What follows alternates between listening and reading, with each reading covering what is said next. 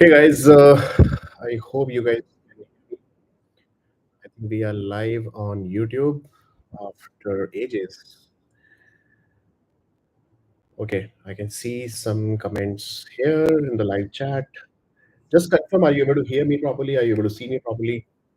Hey Vaibhav, hi Subbu, non-tennis lover, hi Shreya, Mamsi, Kant.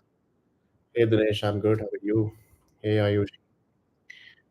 Great. I think yeah, I can see the chat and let folks to join, and then so we can have a quick 45 minutes to 1 hour session quickly that what current market and how exactly things are going on.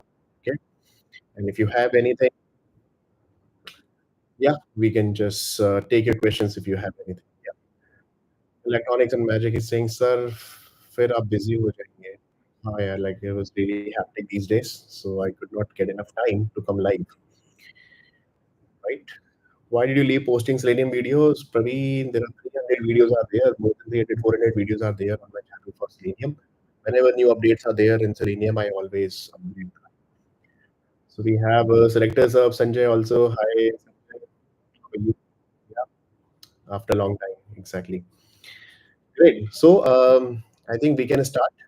We have around 100 people watching now. Let people, I think, join, and then later on we can take this thing. I just want to confirm that my voice is clear. There is no issue with my voice. There is no lag in the voice. Okay, looks good. So people are saying voice is clear. Okay. Great. So who is asking the first question? The future of Tosca tool in automation world. Okay, let's start with the Tosca. See, the Tosca problem with the Tosca is the infrastructure. It's a great tool, no doubt, but the licensing cost is very high. So it's having a limited audience or limited users. Limited users means limited companies. They are going to use a Tosca for that. Although it's one single package solution for all the different types of automation. If you want to use it, you can do it. You can do some Tosca certification also, but you have to pay, pay for it means for the infrastructure cost and licensing cost, everything. Pay for it. That's why most of the companies they're looking for the open source projects. Basically, like testing, we have a less budget. So in that case, also, if they spend much on the testing activities or automation, so that's what I would say. The Tosca is good to learn. But if you have anything other than a Tosca like Playwright or Cypress or Selenium or some open source automation tools, that will be good for you. Cypress versus Playwright, which tool is the best? Electronics and Magic is asking. So again, I think most of the people are having this question. Cypress versus Playwright, both are really, doing good now. Problem with the less opportunities in the market with respect to Cypress and the Playwright. It's good in the community. People are using it, preparing the content, and people are liking it. But there's still market demand with respect to the actual use cases. People are actually using it or not. That is the question. Because people are already using Selenium, so we cannot say that if 100 people are using it, all 100 people are migrating from Selenium to Playwright. People are happy with Selenium or the existing automation framework tool. Then in that case, I think that's absolutely good to go with that. No, Suresh, my voice is absolutely good. Please check your audio settings. So I think 1 second. Great. So both are good. If you really want to learn, start with Playwright, I would say. Cypress is also good, and but again, the market condition is not that great. But yeah, just a second. Let me check the audio once again. Okay. So, what is a any generative AI tool for automation? The generative tool for automation is good, but again, the use cases is not that great. But again, like I don't want to give you the prompt engineering and then you just use the ChatGPT and everything. The only problem with that is that how exactly you are going to find out the use cases. Like for example, you are generating the test cases automatically through the generative AI by looking your application, and then by seeing the URL of your application, and then ChatGPT or these AI models are generating the test cases or finding the bugs. But what accuracy, at what level they are finding the bugs, that is the most important. How exactly they are understanding the and your project requirement and everything. On the basis of that, you have to judge these tools. It is not good to go with, right? So just a second.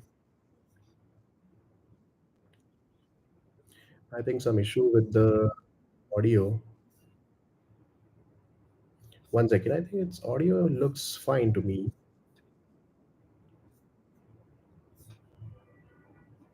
Okay. I hope the voice is clear now. Because from my side, it looks good. Yeah, it's fine, right? Okay.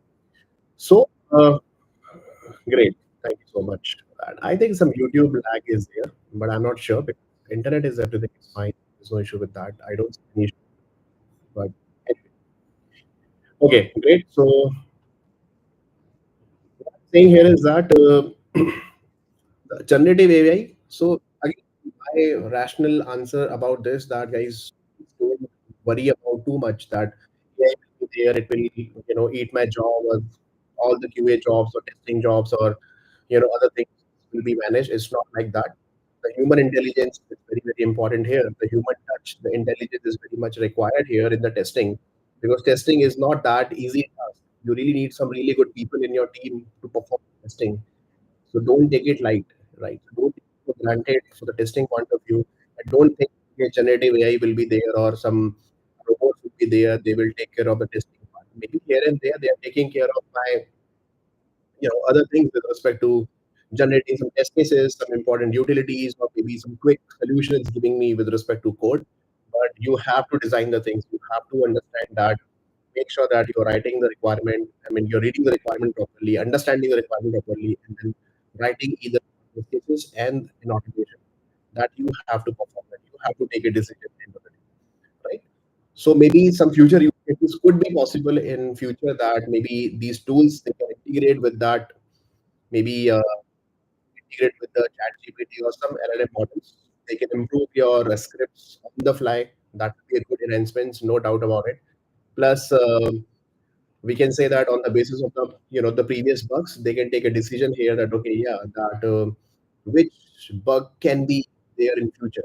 Okay, that is the probability because that is also not 100% sure about it. And one thing I tell you that AI is not very new in the market. AI is there already from last 10 years. I can say that 7 8 years back, we were using some machine learning or prediction concept and everything.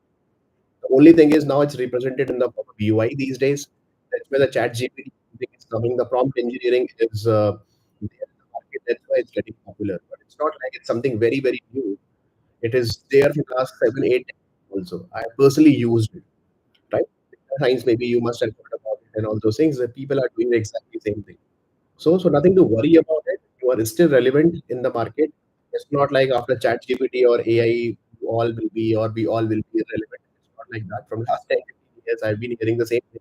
But still, people are doing amazing, great things in the testing domain, and especially with the test automation and everything. Right? So nothing to worry about. I hope this is I mean, according to my opinion, according to my understanding, whatever the current market is going on, this is my opinion, this is my understanding. I will still believe in my core skills, whatever very good in my testing craft, test designing part, test cases, domain expertise, along with the automation, performance engineering, and everything. That matters a lot here, right? Okay, so one second. Okay, yeah, Raghav, thank you. Nice setup, nice background. I mean, this is a regular office room, but yes, so it's a evening time, so the setup looking good. So Nahas is asking that is Selenium still in demand with Java? I'm not getting calls with Selenium nowadays. Nahas, it's not like that. If you see the current market standard in the current market survey, also a lot of people they publish it. In fact, Selenium officially they published it. It depends maybe where exactly you're located. If you are in India and US, still most of the jobs are with Selenium and Java only. But it's not like only with Selenium Java. You have to add some extra flavor also there. For example, API automation, you have to add that like RestAssured, and we have to add the flavor of maybe some performance engineering, Gatling, K6, or JMeter also you have to add it. Or maybe some specific companies are specifically looking for maybe Playwright or Cypress, then you have to add the flavor of those tools as well along with Selenium. But Selenium with Java, Selenium with Python is still very hot topic in the market, very demanding skill set in the market. That is what I personally see. When I see all the surveys and everything, and then it's beating all the records.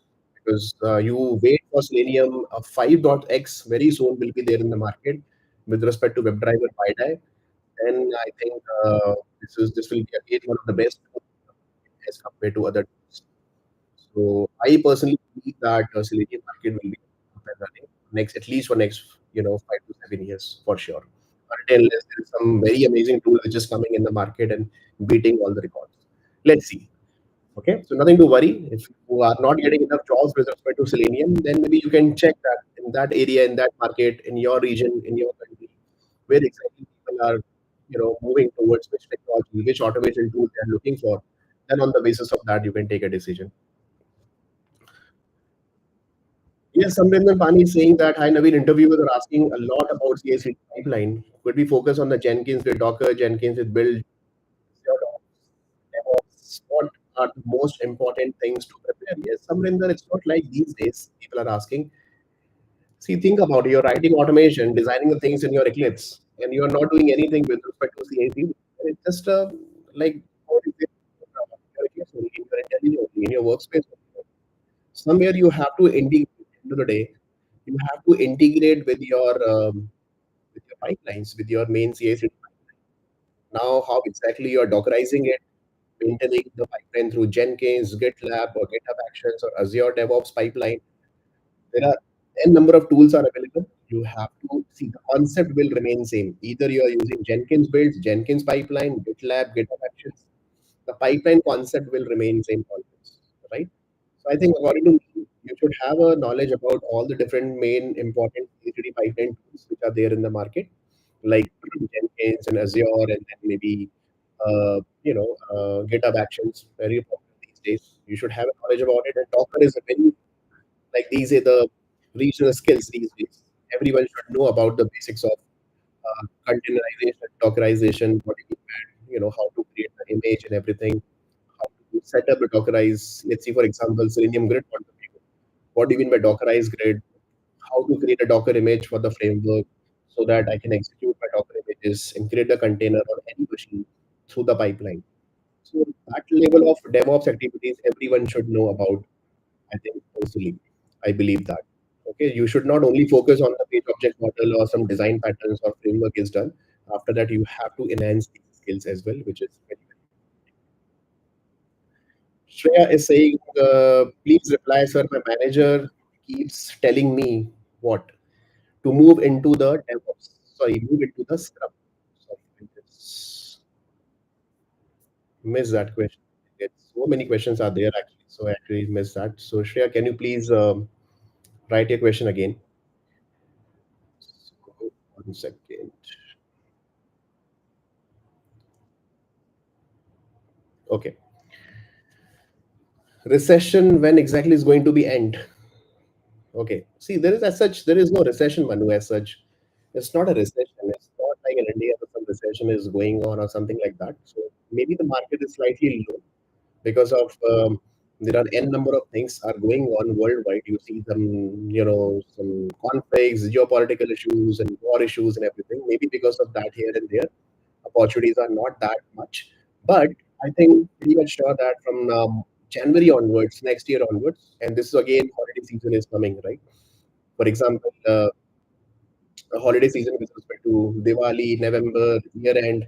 So maybe the budget will be allocated from the January onwards. So you have enough time now for your preparation for next 2 3 months. Prepare yourself very well, and then after that you go in the market, improve your testing skills, and whatever you are lacking, where exactly you are lacking in terms of automation, improve that. And I'm pretty much sure from January onwards there will be some really good amount of jobs in the market. Some really good opportunities are there in the market for sure. Okay. So yeah, Shreya. Now the question Shreya is asking that my manager keeps telling me to move into the Scrum Master role or product owner role because there is no career for manual and automation tester post 5 years. No, Shreya, it's not like that. Your manager maybe has no idea about testing and everything. This is a typical manager mentality. First of all, that what is the role of a Scrum Master after 5 years? So do you really think so that let's see, for example, you are already having 5 years experience or 3 4 years experience? Do you really think so that okay, with the Scrum Master you can survive for next 5 years or 10 years in the market? What will you do with the Scrum Master? Maximum certification, Scrum, Agile coach, and everything. I'll tell you the real fact that in the last COVID recession, what happened? The most of the jobs actually scrutinized, and most of the people they got fired, they were belong to Scrum Master only or Scrum Agile coach. Only. They say, okay, fine, we don't need that Scrum Master unnecessary. We can take care of everything by our own, and then we can be the Scrum Master. We can also perform the Scrum Master in that case. So in such crunch situations, make sure that okay, your engineering team will be taking care of the project. Engineering team means your dev team, your QA team, they will take care of it. Okay, so be careful when you pick these kind of roles. So I'm not against any kind of role, but against certain unnecessary remarks on the testing. Yeah, I'm personally having around 10 to 15 years of experience, really doing great, amazing career in my field. You see that people have to 20, 25, 30 years of experience also in the market, and they are doing amazing great jobs. Why not? And then you have to learn automation. You have to be a technical person in terms of learning new automation tools in performance engineering, performance testing tools, and maybe security and everything to improve your work, to customize your work, to make sure that okay, you are fixing the things quickly and then testing the things. So you have to upgrade yourself. That is what you have to learn if going to and changing your until unless you are really interested in the product owner. First of all, product owner is not the scrum master, or scrum master is not the product owner.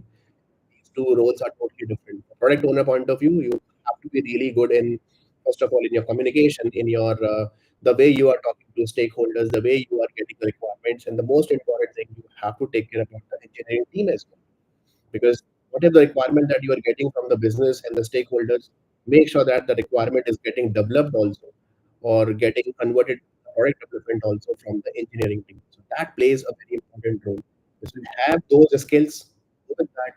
But if you're already having, let's say, 5 years experience in the testing, why don't you learn the right testing tools or right testing things which are there in the market that will give you an extra advantage or better advantage in your career instead of moving your career to Scrum Master and the product. That is my personal opinion. Maybe I'm wrong also, but this is what I personally believe with respect to these rules. Okay. No, Yogi, that is absolutely wrong. What is the scope of senior testers in the era of AI? Career after 10 years experience. There are so many things you can do after 10 years. In fact, in the recent RQA meetups also in the RTP, I always said that there are like around 10 to 15 different career jobs or career opportunities are there after 10 years or 12 years or 15 years. You can in fact become a CTO also. I personally see those people who are really good in testing and test automation. They understand the design very well. And then they improve their skills and they become engineering manager, director, technical manager. Also, you can be that.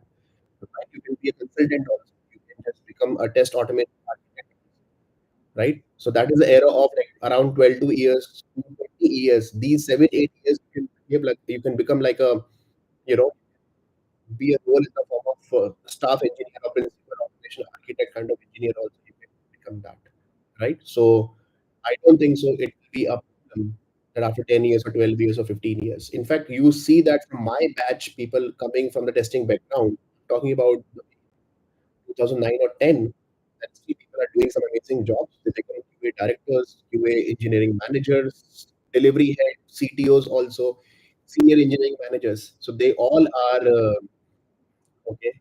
So they all are doing great in their career. They all are in the testing. So it's not like that. Okay, after 10 years, something is or something will bad happen in testing, and there is no scope of in the era of AI or something. I don't think so. Human touch, the intelligence is still there, and once the AI-based, let's say, projects or AI-based modules will be there, then we have to test it. For that, we have to understand the tools and technologies with respect to AI or with respect to machine learning models. So start improving in that area instead of running from these areas, right? Start looking into it that how exactly I can test it, these models, these LLM models or machine learning models, or maybe some different AI tools. That how can I break that? How can I uh, improve my skills in order to learn these things? That matters a lot instead of running from these. There is no AI preparation as such, Prakash. right? With this AI, how interview process changed? Nothing. Don't worry about that. Have you seen that somebody is totally focused with respect to AI only? Like this is something very stupid thing in the market that if I'm taking and asking the question with respect to AI, maybe here and there just to know about you that are you really aware of the latest tools and things with respect to AI, but the core skills really matters. Core skill means that with respect to your automation, your testing crafts, and everything that matters a lot. That is very important. So don't lose your focus. Lose your focus on the core skills. Okay, just because of AI, the process will be changed with respect to interview. I really didn't. Okay, don't think so. What exactly they will ask? Right? For them also, they really need to understand the AI models and everything. Until unless they're looking for your core skills, your analytical skills, you understand the automation, then definitely they will hire you. Okay, fine. I can hire this guy, and then maybe this guy can improve in my project with respect to AIs as well. Okay, so core skills will matter a lot. Nothing to worry about that. Yeah, we'll try to take everyone's questions. So questions I cannot answers I cannot make it short. I'll try to give the appropriate answer, whatever is required. That's the purpose of this stream. I mean, okay. Pooja is saying I'm into manual testing. He suggests I want to study to move into automation testing. So Pooja, what is stopping you, and who is stopping you? If you really want to learn and you know that okay, you are already into testing and then you're doing manual testing and you really need to improve your testing skills with respect to automation, try to join some courses or learn from resources or YouTube or training or whatever. It's totally up to you. By your own, by your seniors, or maybe from your colleagues. Start looking at automation projects in your company. Still, you are not getting it. Talk to different people, talk to the community, and then start learning it. This is the way that you have to pick the right tool. What is the right tool according to your interest, according to the current market standard? Let's see, for example, Selenium in Java you are starting with. After 6 months, that you can start with the API automation also. Let's see, RestAssured or Postman that you are learning. And again, after 4 5 months, you are improving one tool or learning one tool on performance testing also. Let's see, JMeter or Gatling or K6 like that. So this is how for next year you have to achieve these small milestones, right? And then you start looking into your projects and everything, and then you start move your career from manual to automation. As there is no manual and automation, testing is testing. Either you are doing it with tool or without tools. But we are improving the testing processes through automation tools. That is what you have to do, right? So I don't believe in manual versus automation testing, although these are terminologies and the definition that we use it in the market. But as such, testing is testing. End of the day, we all are testers. How exactly you are testing it and how exactly I am testing it through tools or without tools, that matters a lot.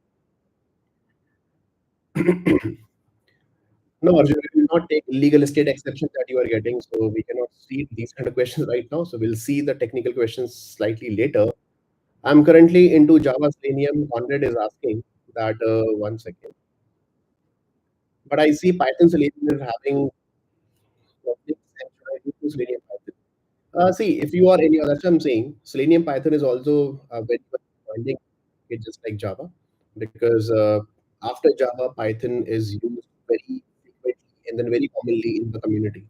And the community support is also really good. It's a very, very stable combination in the market. So that is the extra advantage you will be getting it if you in your area, in your region, if you are getting opportunities with Selenium with Python, you can add the flavor of that. And it's very easy to learn that as well because it's not like that you have to learn totally new different things. Python also, the syntax of Selenium and methods and everything, the concept will remain same, almost same. Here and there, the syntax, the method names, and the let's see in Selenium we are using it with the Java test ng or JUnit that we are using it. Same thing in the Python, you have to learn about the PyTest, the unit testing framework point of view, right? The BDD framework also will be different in the Python. Then which runners, which build automation tool, those things that you're using separately in Python. But how to click on a button, XPath, your locators, your CSS, and other strategies with respect to weight and everything will remain same. You just need to understand the syntax, get comfortable with Python, and then you are absolutely good to go with that. So if the market is demanding for you that okay, no, Python is also needed, then please add the flavor of Python along with Selenium. Okay, that is my personal opinion. Hari Krishna is saying that Hi, Naveen. I have 5 years experience in the testing and right now in the SDET and automation testing. To further improve my skills and get more job demand, can I choose automation developer like RPA or cloud automation? Yes, Hari, you can improve that. You are just 5 years experience. In 10, 12 years, you have to keep adding new things in your market. If you really want to go with the RPA or some cloud, go with that. Okay. It will always help you a lot in your career. Whatever you are learning, make sure that okay, learning with properly, with the right mindset, with the right things, and then you see that you get job really good. It will it really help me in the market for the okay for my growth point of view in future or not? If it is true, then go with that. It's not like something very niche or something very rare technology that you are using it, and there is no market scope in the market. Then don't spend much time on that. So, same thing, I have a personal opinion on the RPA. Instead of RPA, better you go with the cloud automation, learn about the clouds, to do some certification in the cloud. That will be more helpful as compared to RPA. Okay, because RPA is a totally different game, different, especially for the business automation, we use it RPA. Again, you have to make sure that you're doing the right certification. And some companies hiring for the RPA engineers also. The salary is not that promising. Why? Because the tool itself is very, very expensive. The infrastructure, the license, and everything is very expensive. So better you focus on the cloud, open source tools and technologies that will give you better advantage. Okay, for the next 5 years. That is, I think, my personal opinion about that. Okay, so let's take something here. Shakti is asking that, hi sir, I'm having some stammering issues. Because of this, I'm not getting projects. I'm having good knowledge in automation. Can you please tell me what I can do? See, Shakti, that's okay. I can tell you, one practical example, or one real-time example that I have. One of my friends in my previous companies, in one of my previous companies, where he was having the same, but he was genius. Trust me, he was genius in automation. He was like really good in testing. Such a sharp mind guy. He was facing the same issue, but the way he was maintaining his skills through GitHub projects, through his work, he was showing those skills. Right? So if you have a stammering issue or whatever, that's perfectly fine. Nothing to worry about. You just need to think about the positive things about your learnings. So if your learning is good, knowledge is good, you easily overcome these problems. Right? So maybe you can practice at a job interview. I don't think so. People are going to judge you because testing is a job where I know that you have to communicate with your developers or other engineering managers and everything. But testing is not a thing where every day you have to communicate with the client or something. You have to go to the client location, get the requirement, and then every day you have to 7 8 hours you have to keep asking the things and raising the questions and communicating with them. I don't think so. You just need to perform your work, do your automation, do your testing, perform the testing very well, and then make sure that okay, you are believing in the testing mindset. That's very important, along with the automation framework if you have it. Improve your knowledge instead of thinking much about this particular issue that you are having it. So just just to give you a confidence, I can see that guy. In fact, if you want, you can connect me personally, and then I can guide you, and I can maybe connect with that guy also. That how exactly that this guy is really doing great in the market right now. He's having around 15, 20 years of experience guy now. When I met him, he was only around 5 or 7 years experience guy, but now he's doing great. He's a QA director in one of the companies in US. So if he can do it, then definitely you can also do it. Okay, so just don't need to worry about that. Don't think much about this. Rahul is saying, "Hey Rahul, yeah, good to see you after a long time, Naveen. What is your suggestion for a transition DevOps from SDET?" Okay, to DevOps from SDET. I see a lot of companies nowadays prefer SDET with a DevOps skill set along with the testing skills. Yes, Rahul, it's a very, very good career. In fact, after 10, 12 years, I would advise everyone think about for the DevOps point of view also. This is a really good career from SDET to DevOps, or test automation to DevOps. Because in DevOps, you do infrastructure automation, your process automation, your the cloud automation and everything. So same thing in the SDET also. We have a mindset of automating the manual processes, manual testing, and everything that we do that. So if you are thinking about your career transition to DevOps from SDET, I think it will be a really good decision. Improve your skills with respect to DevOps. Check some really good courses, or maybe talk to an experienced DevOps guy in the market, maybe in your company. Then check that what exactly I really need to learn. I really need to improve my Linux or DevOps or some certification or maybe some shell scripting or some other scripting languages that I have need to improve that, or maybe some specific certification that I have to understand. Some basic skills like Docker, Kubernetes, Nexus, repository, groups, Linux, Unix, operating system commands and everything. You have to deal and you have to play with these things every day. And I'm sure that okay, if you are having good experience in the SDET, that will help you a lot in the DevOps. It's a deadly combination, like DevOps plus SDET.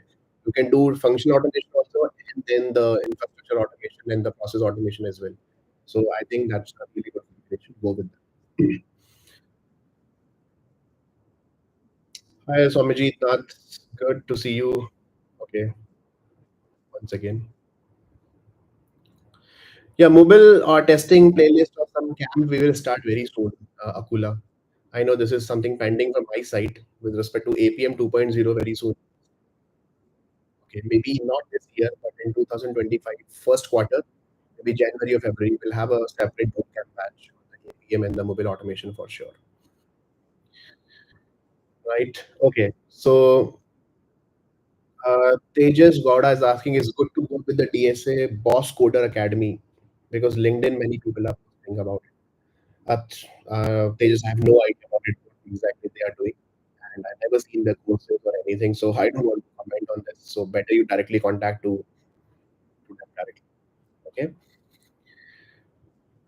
DSA series Prakash is almost completed. If you see that I have prepared so many videos on DSA with respect to time complexity, space complexity, search algorithm, sorting algorithm.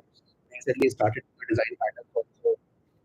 Right. The problem with us is that very few people, they are actually looking into those playlists. Everyone they just want to learn only few basic things. The research just tell me about how exactly I have to learn basics of Selenium and then done. People they don't want to learn more than that. Very few people, I would say, I don't want to give a specific number, but very few people. Out of 10, I would say around two or three people. According to my experience, I see people are interested to learn these advanced things. Right? So for a content creator, also for a YouTuber, also it is actually a motivating factor. If you guys are interested, then only the content creator will prepare more and more content on that. Right? Better you go with that, whatever we have prepared. If you need some extra help or extra knowledge, just let me know, ping me, and then definitely I'll help you out over there. Okay. Sailesh is saying I'm into functional testing with manual and automation testing. Want to start learning the non-functional testing? Can you suggest a roadmap? Sailesh, yes, it's a very good thing. If you are confident in the functional testing, start with the performance engineering as well. Learn about the performance testing, how to perform tools and all those things definitely will be there in the market, will be coming into the picture, okay, with respect to performance testing. But try to understand why are we doing this? What are the real bottlenecks that we are really going to find? What do you mean by benchmarking in the performance testing? The real thing is that, see, if I'm taking a tool, let's say JMeter or Gatling or K6, I can hit the API, getting the response perfectly fine. The most important thing in the performance testing is, or in the non-function testing, is the analysis, especially in the performance testing, that where exactly the problem, which API is taking more time. You have to understand the graph. You have to understand the, let's say, 90 percentile or 95 percentile graphs. You really need to understand what is the response time, what do you mean by latency over here. What are the top five APIs which are not giving me the response properly within, let's say, 5 seconds or 2 seconds or 3 seconds or 10 seconds. These are the top five SQL queries in my database through the thread dump or heap dump in my application, which is taking the maximum amount of time because of this. The performance issues are there. So you really need to improve these kind of skills. Learning the tool like JMeter or Gatling, those are not a big deal, right? So I can prepare a course. I have some videos on the YouTube and everything with respect to JMeter and Gatling. I have a full course available. But that course also will not give you the full, the analysis part, the engineering, which is very important on testing. That you will be getting. from some experienced guy who is sitting next to you, or maybe when you are real time in your company. This is the main thing that you have to learn. It's a fantastic career. Non-functional testing, you can learn about the security testing also, and along with the functional performance plus security, it's a very very good combination. You don't need to worry about any other thing. If you're doing some certification also in the security testing, that will also be a great future, no doubt about it. Just go with that. Bug bounty programs are there. You can make some really good money out of it, and then some very niche technology people are using it, and that's why these people are very much demanding in the market from these companies. Okay, Salish. So just go with that. Learn about it. Fix your target for next 6 months. That I have to learn a couple of tools, performance engineering along with the security. It will help you a lot for sure.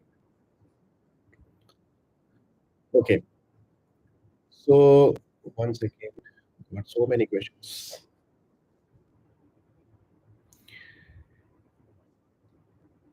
Okay. Rahul is asking that once again, that any pro tip to crack big companies? I see there are a lot of questions on improving the processes. How can we suggest better QA practices given we are aware of only practice in the current world? See, that is what you have to be really active in the community. Talk to different people. Maybe you are not getting much opportunities in the market in your current company that with respect to processes, maybe process is already there, but it's not a great process. You're not learning from the seniors or from your from the management and from the QA team. Then try to talk to different people who are really experienced that how exactly these people are doing in the market. That plays a very important role, right? So, try to watch some really good, try to join some really good conferences, talk to different people who are having a QA manager role or QA director role. They actually improved some automation process or the QA process in the current company, in the previous company, where the process was really bad. There were no process. How exactly they improved? So more and more practical answers. If you're giving a type of interview, you are sharing those stories that what exactly you did in your current company or in your previous project, where the you were struggling a lot to convince the management. I mean, to convince the managers or management to improve the process because they were not ready to improve the process. They were not ready to pick the QA guys, and then they were just taking the QA for granted. And how exactly you overcome with these problems? So you have to create those stories. Actually, you have to share your experiences and everything. That will help you a lot in your okay in your interviews. If you're going with the bookish knowledge or a typical theoretical based knowledge, I think then in that case they won't edit you much, right?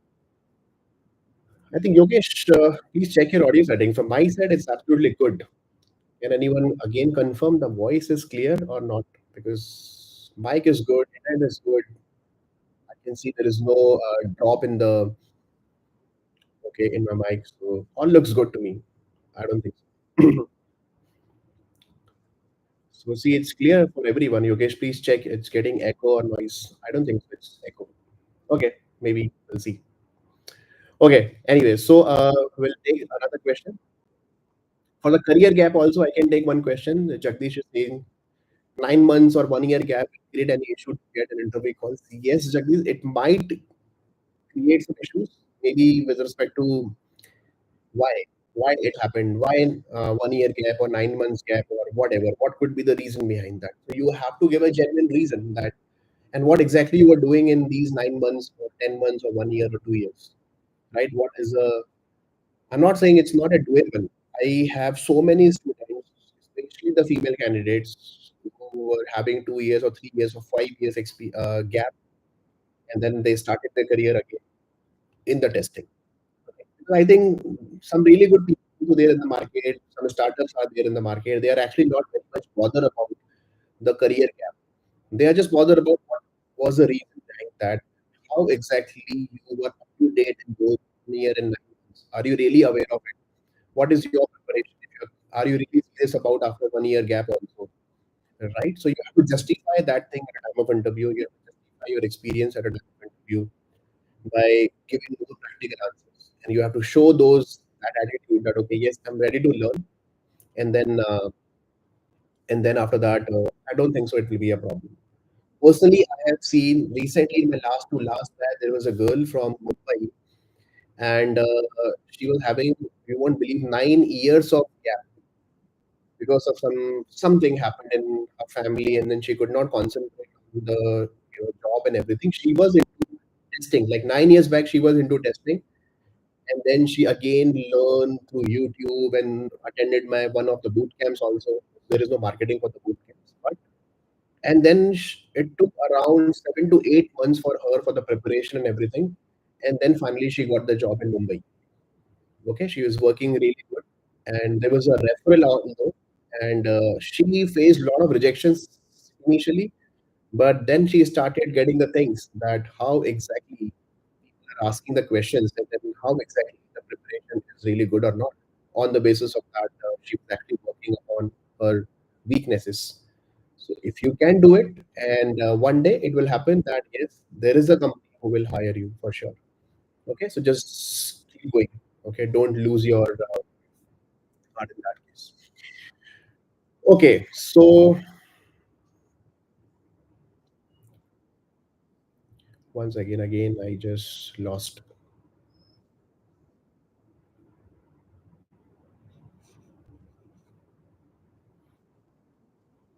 Okay, so why multiple organizations are not comfortable to pay higher salaries to SDETs comparatively to the SDE, BA, DevOps, and etc. For me, every interview call just stops at the expected CTC. Okay, personally, for me, it never happened. I was always having almost similar, maybe more than SDE package, and maybe in some companies, or depends on your skills, depends on your current CTC and everything, and how aggressively that you are, demanding, and how exactly the I would say the interview feedback and everything. Those things also matter, and the budget also, right? But if you go to some really good product-based companies, let's say if you're going the interviews in the Amazon, people are making money like anything in the QA and the SDET also. So if you really think that okay, that people are not comfortable, or organizations are not comfortable to pay higher, few organizations may be having that mindset that okay, why should I pay to QA? Then in that case, you don't need to join those companies. You always look for some top brand companies, the few companies which are there in the market, top 10 or top 20 companies that I'm not looking for any other than that. See, you don't need to open a buffet for the companies. It's not like every 1 month, sorry, every 1 year or 6 months you are changing a company. Please avoid this kind of thing. Join some good top brands in the market, or some really good startups. They have good fundings, they value for the QA, they value for the SDET, they value for the automation and everything. And then you just focus and the concentrate only on these companies, right? That is what I used to follow. It is not like any Tom Dick, any kind of company that I'm joining it. This is where I see personally where people are just randomly joining anything just for the sake of a few lakhs, a few thousand per month they are getting, or getting increase. Just because of that, you should not join that, right? So create a list, prepare a list, and then accordingly you go with. Yes, Prakash, very important. How to improve your LinkedIn profile in the resume for more calls. I've already prepared a video, especially on resume building. That what are different things that you have to add. In the LinkedIn profile, you have to be really up to date in the LinkedIn, your current role, your current designation, what exactly you're doing. Maintain your projects over there. Maintain your if you have any documentation or any blogs or any medium blogs, if you're writing it, please mention in your resume or on LinkedIn profile. These days, almost every recruiter, they're checking your profile. The social media profile means the LinkedIn profile. They are checking it, and they're checking that are you interested into writing the things? How exactly you are communicating with the community in the market? And then do you have any GitHub repositories? I see that when I ask people, most of the people they don't have any GitHub repositories. They have never created the account, although they have created the account, but they never used it. They are not much active on that. When I see, okay, show me your work. When I take interviews, so my work is there in the Eclipse. I really want to see your work. How exactly you prepared the things? Did you do any new POC or anything? Please start improving these things. And it's not something new. I've been on YouTube from last 6 7 years. If you see my earlier videos also, I used to say the same thing that please improve your LinkedIn profile, please improve your GitHub profile, or maintain as much as GitHub repositories, show your work, write some really good blogs. every day you have to write something about, share something with the community, right? Contribute on the Stack Overflow. If people are struggling, that contribute, right? Write some good things about. Don't copy paste from the Chat GPT and post it on the LinkedIn. That is what is happening these days. Those are useless posts, frankly speaking, right? If you can really help a person who is really struggling somewhere with respect to literacy, some people are struggling in the Telegram group, for example, not able to solve the specific problem. You concentrate on that, and then take a challenge and then fix their problems. You won't believe this is how I started. I started a WhatsApp group with 10 people, and I used to solve their queries around 7, 8 years back, before my YouTube also. Then that time, I think in WhatsApp, only 250 people were allowed that time. Then we crossed 250, then we did the Telegram group. And then I used to solve everyone's problem over there. So this is how I got the confidence. So whenever something new, I used to write something, I used to make a documentation and publish it on my GitHub. And whatever the code solution is there, I publish it on my GitHub account. That's why on my GitHub account, there are around more than 250 repositories are there. Then I started my channel and everything. These things matter a lot, right? Same thing in the resume. So for resume preparation, please go with my one of the series on the resume. It will help you a lot for sure.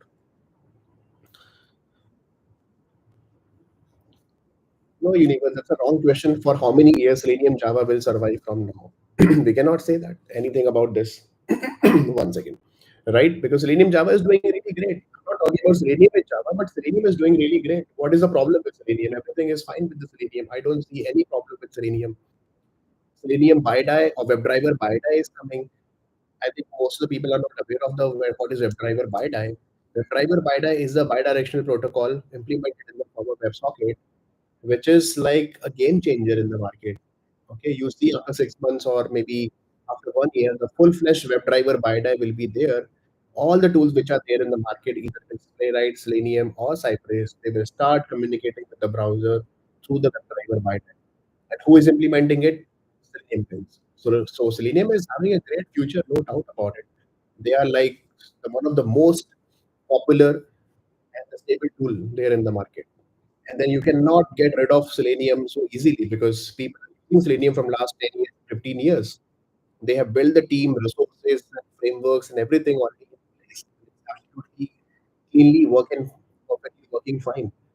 And you should have a very solid reason to remove Selenium and then implement something new, right? Doesn't matter how complex your application it is. It really doesn't. Okay. So no doubt, the tools are very interesting. New tools also there in the market. Very, very interesting tools are which are coming, like Playwright and the Cypress and other tools. But we cannot say that the Selenium market will be gone totally from the market. We cannot say like that. What is karate interview or karate? Karate, personally, if you take my opinion, I personally don't prefer much. I'm having my own opinion about it. I prefer a tool where less keyword driven, more of a technology and a language size. That is what my opinion. If you really want to get a really good opportunities with respect to API automation, learn about the recession. That will help you a lot. For sure. Okay, so Asim Galhotra is saying, I have 9 years of experience in functional and I got into comfort zone for a long period of time. I've been learning API testing and Selenium. New job to learn this. So, see, what is the question? How to proceed? Please suggest. See, this is the problem. Good that okay, you accepted. You got into some comfort zone for a long period of time. This is what is the most, the poisonous thing in our career. Personally speaking, because I'm the trainer, I'm the content creator. Every day I talk to my, students, candidates on LinkedIn, emails, taking some, their sessions and everything. When they discuss about that, Naveen, I'm having 10 years, 20 years experience now, but I could not spend much amount of time because of my comfort zone. 7, 8 years actually I wasted. Then suddenly after 10 years, everyone is learning about new things, API automation, Selenium automation, this and that. Then I thought, okay, I could have done it earlier also. Now my career would have been totally different, right? So there is no late, nothing to worry about it. Still, you better you get out of it, out of your comfort zone. You think about it, okay, after learning, you are getting some really good compensation. compensation, good package, good designation, good role, good profile, you think about the life after that. That's very, very important. Right? Think about your career because your career is the most important thing for you, right?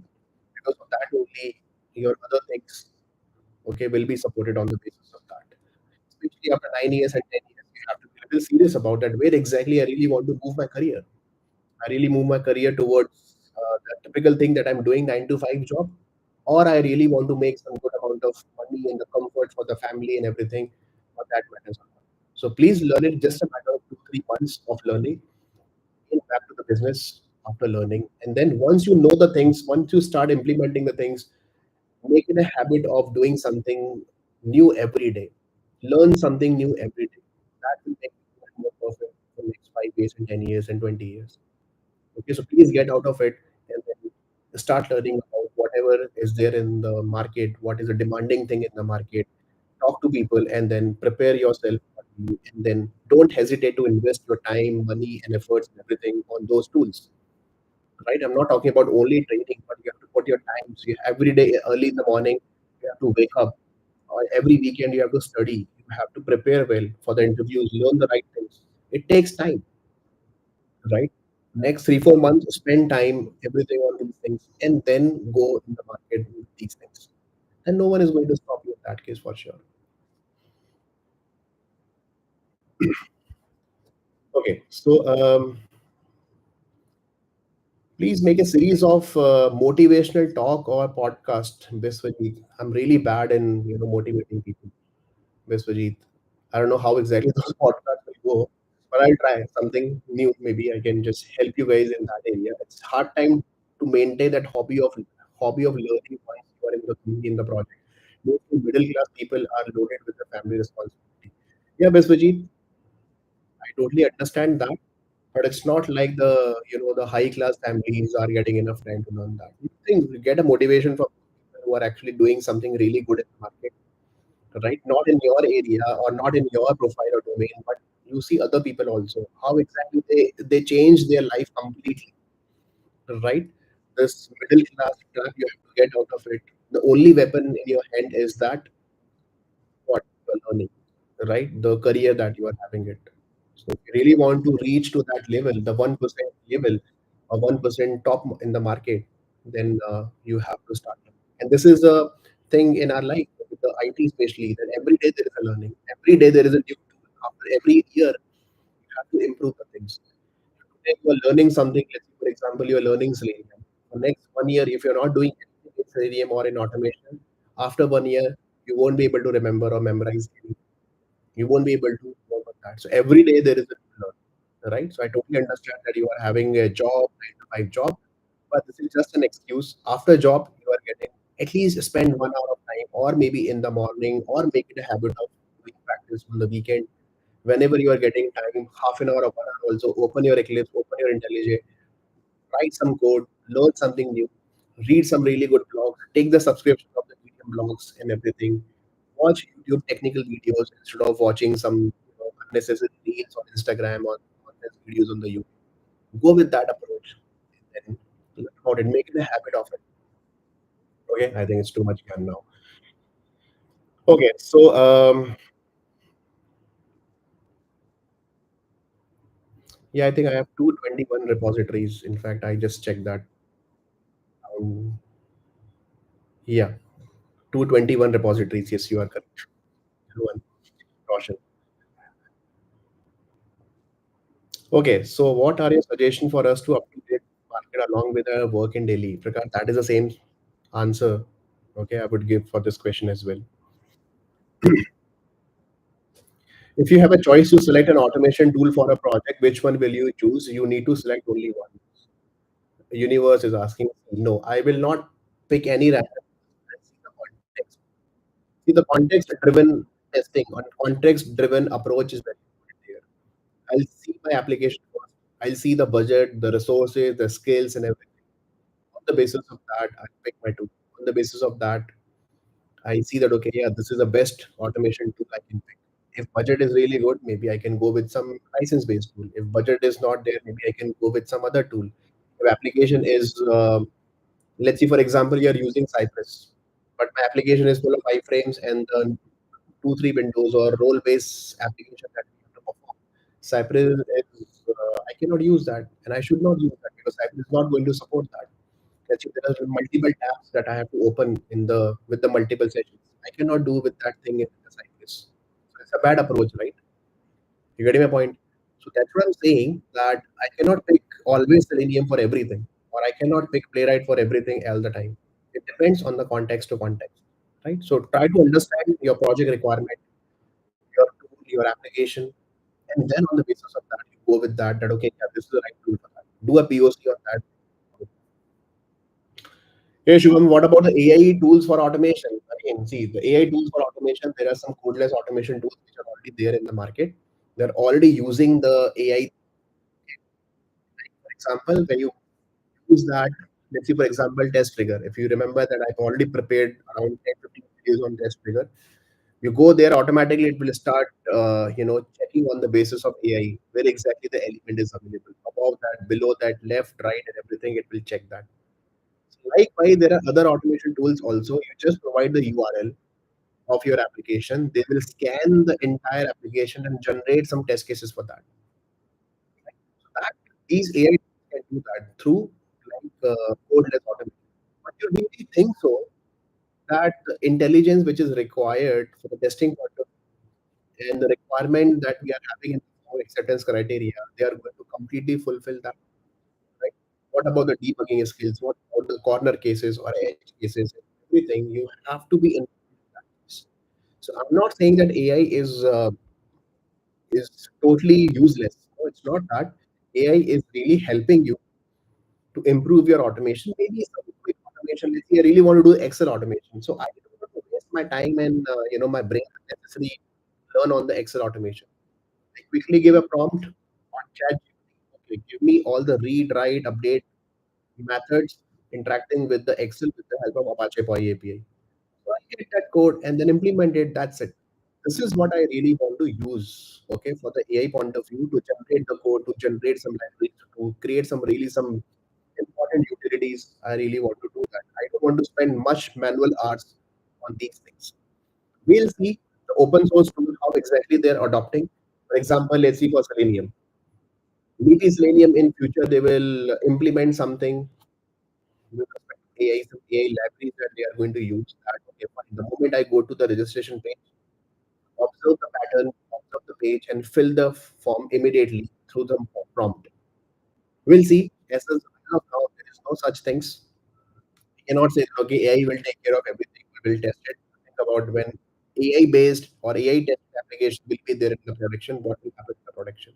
There will be for sure so many bugs and the problems. So no one don't want to take a risk, okay, with respect to AI testing. You cannot be dependent on the AI testing. Right? So role will be there, no doubt about it. So learn about basic stuff with respect to AI. But still, I really don't think so that grab everything and then we will be in the market. I don't think.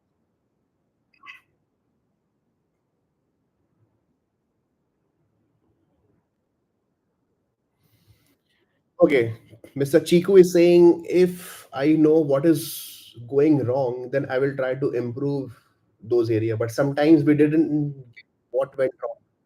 It hurts more. Okay, Chiku, better you book a counseling session with me.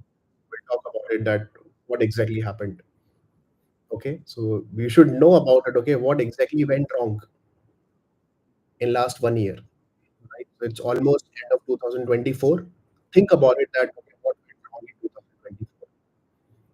Maybe I could have learned about these things. Maybe I could have switched at the right time. Maybe I missed that opportunity. Maybe I missed something important.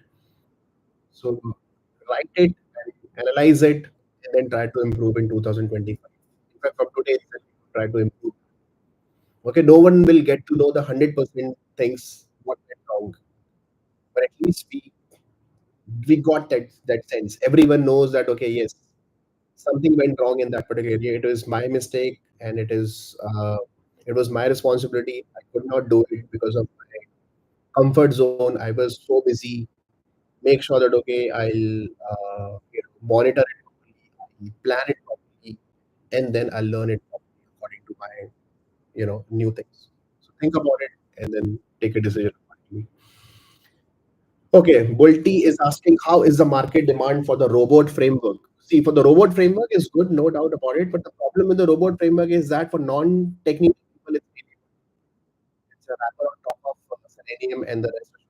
You can do that. In fact, with the API also you can do that. It's a purely keyword-driven framework tool, right? You just need to write the keywords, although you can customize the keywords also. But if you don't like, writing the code much, if you don't want to write the coding and creating the big frameworks and everything, what framework is there for you? Good is market is good, but the problem with the robot framework, let's say you're spending 2 years in the robot framework, and after 2 years you're going to change the market once again. I mean, to change the job once again in the market. Then in that case, if you're saying only robot framework, then it will be a problem. So with these, the problem is you are actually, going little far, or you actually going away from your coding skills because you're not writing the code practically every right in your company in your project.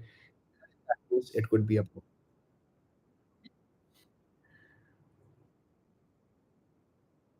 Yes, we are recovering.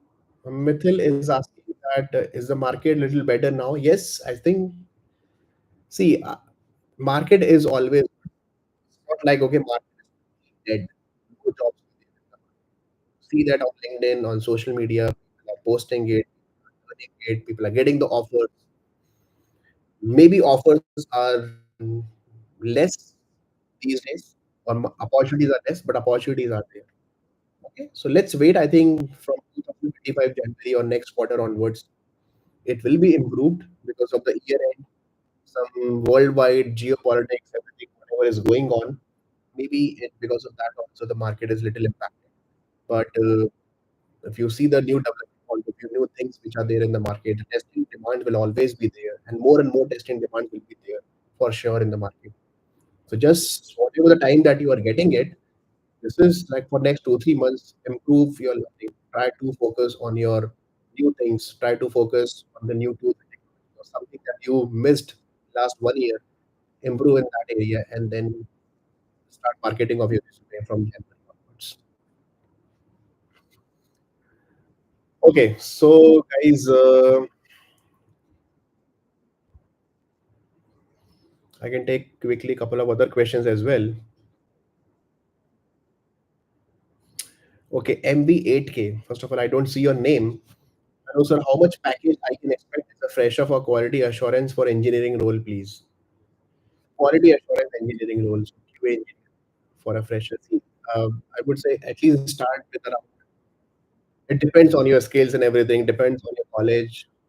So let's see if you're coming from a tier two or tier three college, for example, and you could not get placed, learn something with respect to QA and automation, and then going in the market. At least start with around 3 to 4 lakhs of package if you are in India, right? 3 to 4 lakhs, 3 to 5 lakhs, or maybe some good startups. Your skills are really good. You can start with the 7 to 8 lakhs also. Okay, so that is the standard generally I see in the market. Really, I don't comment much on the salary part or the package part, but you are a fresher, so at least this is the market demand. It depends in which city. If you are in Bangalore, for example, Bangalore market generally is always slightly high because of the compensation things, thing. So some really good startups are there, so they might give you some really good package.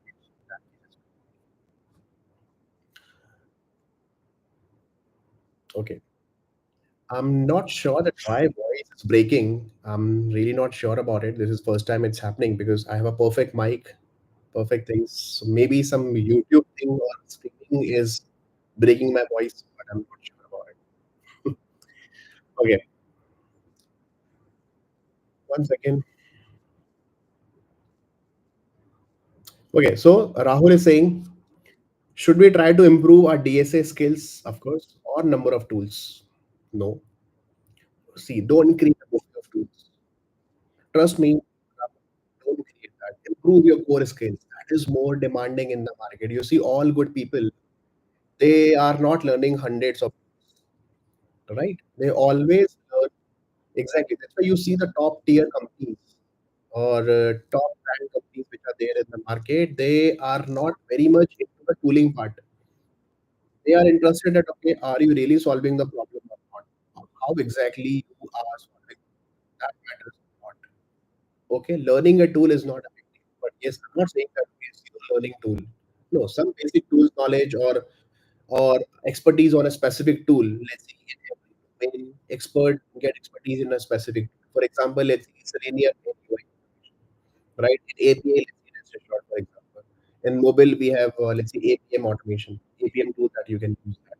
Let's say in performance, you're using let's say JMeter or K6 or Gatling like that, or some flavor of security testing also. But let's see, in performance, there are 10 different tools are there in the market. So I'm not saying you have to learn and keep adding number of tools unnecessary.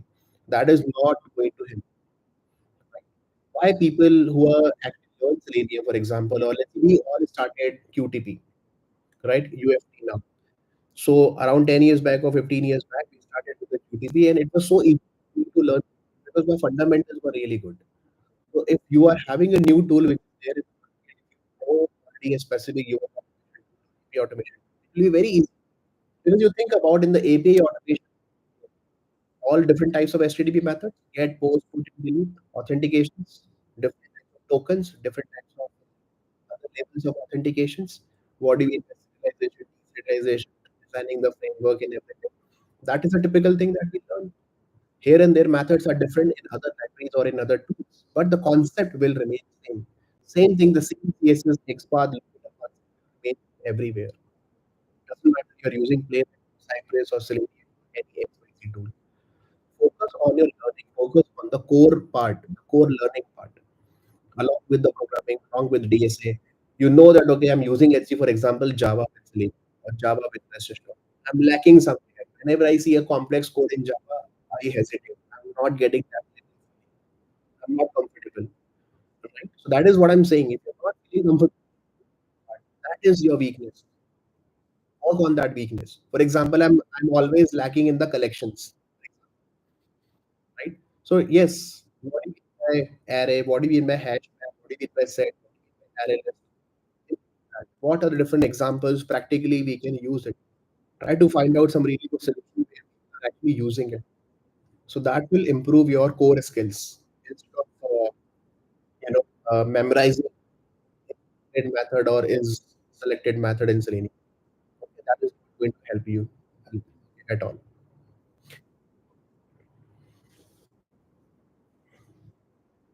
And for sprint planning, I'm not that great in sprint planning, but we'll see. Okay,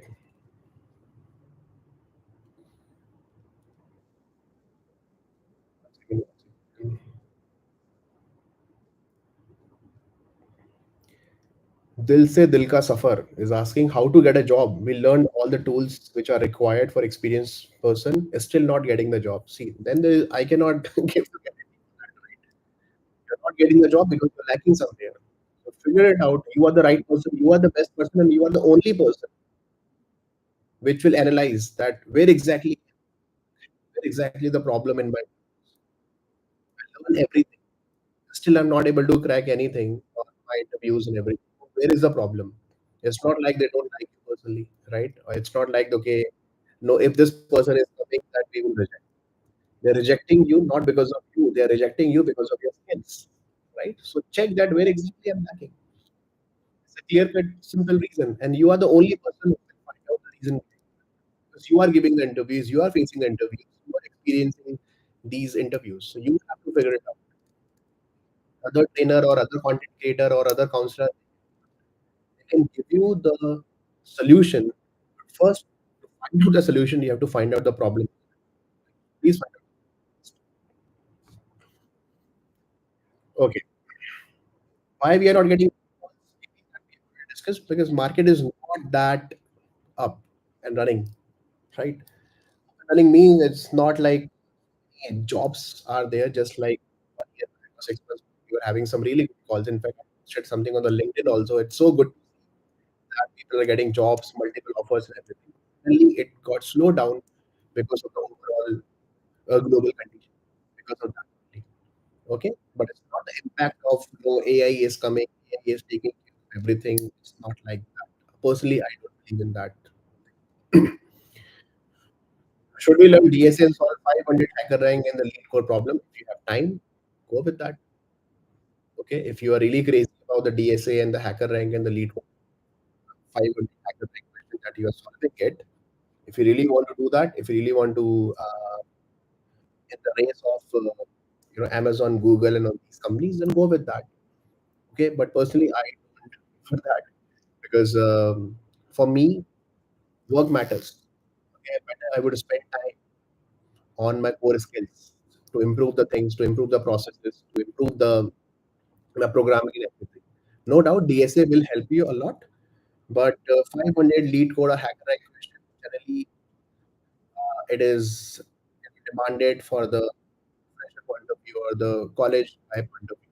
The college, the demand is very high. There's a competition in the college every day that every time in fourth year, third year, people are solving 200, 300 hacker rank questions. If you are already in the market, if you're already in the job, I think better you focus on the real things, right? The real actual things that we are doing in practice. How many problem-based questions that you're using it practically in your current company, right? Are you really using it?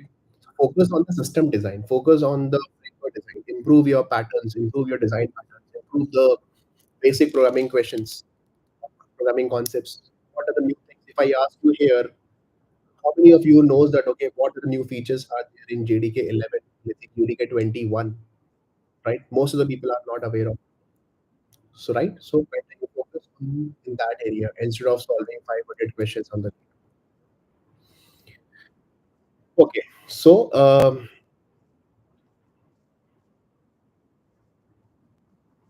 once again,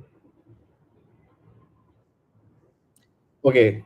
Ramarun is asking, suggest. That's a good question. I think it will help others also. That so please answer this question. Can you please suggest some automation certificate for resume? Hmm? Some automation certificate. Automation certificate. First of all, there is no automation certificate, guys, as such in the market. Like especially for the open source. If someone is selling you the Selenium certificate, okay, don't try these things. It's absolutely waste of your time, money, and everything. In fact, you won't believe. Maybe after this live, I'll publish one post on LinkedIn. There is a very famous certificate tool which is going in the market on Selenium, and they are talking about Selenium RC, which is totally deprecated from the market, and it's absolutely a wrong. Like, they're saying, okay, you have to give the exam in Selenium RC, and then we'll give you a certificate for that.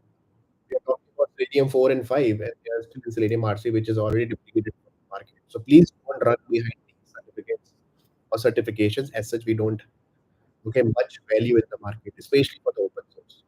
ISTQB here and there, it's fine, it's good. Maybe it's because of some pressure, management asking for that, they are paying for it, go with that.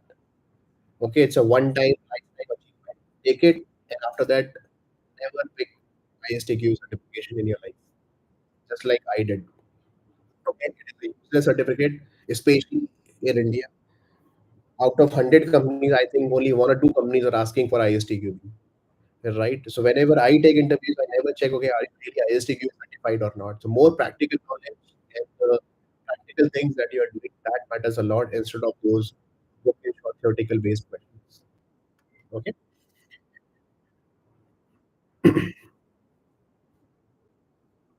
World Reviews is saying, will it be a decision to switch from product based company to service based company?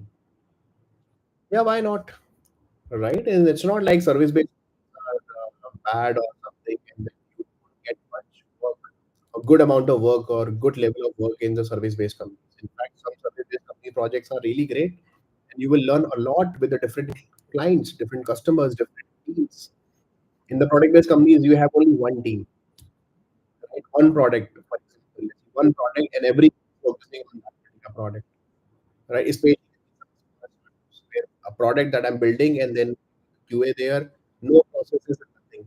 In fact, I would always prefer to start your career in service-based companies where you understand the process. Because all these are, these are CMMI 5 companies or everything is happening. So it's very particular about the documentation, about the test cases designing, how exactly the review is happening, audit is happening. In product-based companies, it's all fancy sometimes, especially in the beginning of your career. Personally, I have seen that your package is good. Some you are sitting with some really smart people in the product based companies, but they have already seen their needs, right? So what I'm saying as a fresher, in the beginning of your career, I think better if you're getting opportunity with a service based company, also go with that. Like Accenture, HCL, Infosys, they all are good. Some really good projects they are working upon, some really good accounts that they are handling. And I have seen personally the level of automation, the framework, everything, the code review process, everything. I have seen that they are doing some amazing work, right? And in fact, as a service company, you're getting a chance for the on-site also for a longer period of time. So I'm not saying the service-based companies are completely bad or against of it. No, it's not like that. People are doing good. And once you get the experience, then after that, you can go back to the product-based companies to get a stable job, good brand, learning something interesting, and then doing something interesting and solving some customer a real-time problem. That is what you're solving in the product-based company. So you can do something like this. Tejas Goda is asking that how to crack product-based companies like Walmart. They are not shortlisting my resume. If your resume looks very simple, let's say for example, you're not adding much things. It looks very simple. So it depends on the resume also. You're not adding good, good automation skills or good tools and technologies and everything, and then you are not justifying the SDET role also there. Then in that case, simply they won't shortlist you, right? So please check your resume. If you want, you can check my release on the SDET. You can get a template also about that, and then accordingly you can take a decision there.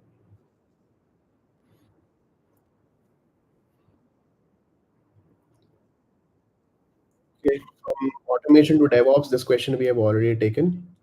Some are asking the Cypress, some are asking Playwright. Should we learn everything? Harveen, see this. If you ask this question 5 years back, I would say, no. But if you ask this question now, I can get the flavor of Cypress in the Playwright because your experience is also more right. Right? Think about it. Because let's say you are showing around 5 years or 7 years experience, guy, and only in Selenium. People might ask, okay, then why are you not aware of other tools which are there in the market? What if they're all Playwright? They're not looking for Selenium guys. Selenium guys they are not looking for Playwright guys. So add the flavor of these tools. This is how we learn every day. That matters a lot, right? Because let's see, if I'm learning only Selenium and then I stick to a specific tool, let's see, I will never touch any other tool other than Playwright, for example. But other companies are using Cypress in the same way. In that case, then you have to add the flavor of those things as well. I'm not saying, okay, you have to be master in those things. You're already master in Selenium.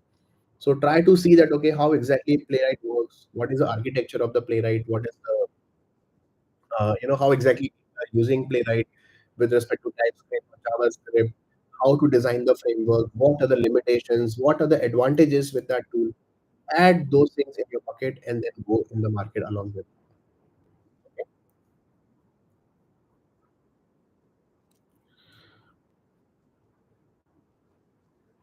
Okay, Rahul, yeah, we'll try something with respect to Kafka and SQS and MQTT and all those things for sure. You are saying for AI testing is rest assured, is mandatory or not right now, learning only Postman. Mayur, see, I'll tell you one thing. Postman is a great tool. You can write some scripting also. If you're learning Postman, learn it properly. Along with the scripting also you have to learn. In Postman we can but you cannot design some very complex framework with the Postman because of its own limitations. But it's a great tool. But let's see a company, they are dedicatedly working along with the Java developers and they really want a Java guy who can work with the rest assured, right? They don't want to use Postman because they are having around hundreds of APIs. Then in that case, they really want to do some mocking, wire mock it or certain kind of thing, GraphQL that they are using. Although in Postman also there is a support available, but they really want a full-fledged framework which is getting integrated with the pipeline and everything, right? All those things you can do with the Postman, but in a very limited way. Better you learn the rest assured also, that will help you a lot. And it's a very, very deadly combination, Postman along with rest assured. Very demanding and evergreen, okay, the backend tools which are there in the market. Postman is very stable. RestAssured is such an amazing stable DSL library in Java, and which is there in the market from last 5-10 years, and then a lot of good community support available. Okay, it is in fact supporting almost everything you can do, and it's such a user-friendly API, user-friendly library, very easy to learn and very demanding in the market. So please learn the rest assured as well.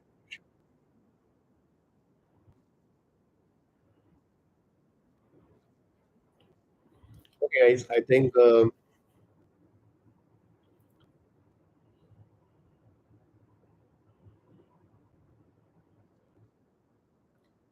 Sumit recently one big trainer launched courses on the AI testing. Should we focus on these AI things?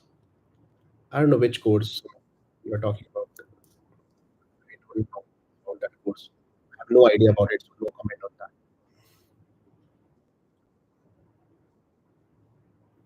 Tosca suggestion, Raj, I think we have already discussed about it. The first question that we talked about the Tosca.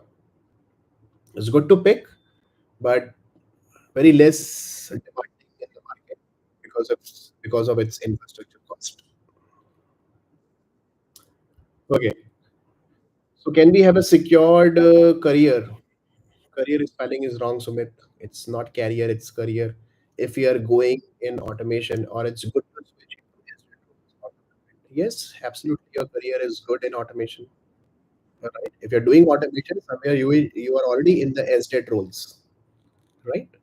Later on, you never know that if you're liking SDET a lot, then maybe you never know that after that you really want to go to a development also. That is also the trend I have seen with some people, especially working with the Java.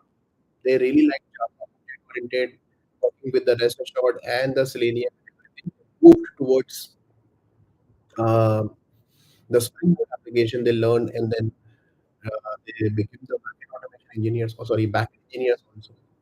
So that also you can do it, right?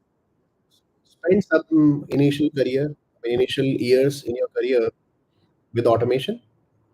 Take one profile with respect to, let's say, SDET or some good automation projects that you're trying to handle. Get some knowledge, get some experience, and then you see that okay, yeah, if it is really moving, I'm learning and getting interest in the coding and everything, then you go with the development profile. So you can try with. Yes, Prakash, with the microservices architecture, do we need to learn Docker and the Kubernetes? Yes, you have to learn that. You should know that how to Dockerize your APIs, how to Dockerize services, and the shit, how to provide the orchestration through the Kubernetes and everything. You should know about all these things. Okay, just a second.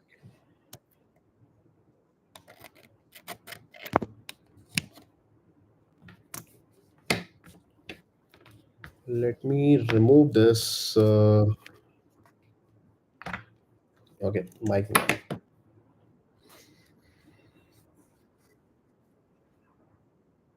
Okay, so just can you confirm? We'll take another 10-15 minutes. Can you confirm the voice is clear now?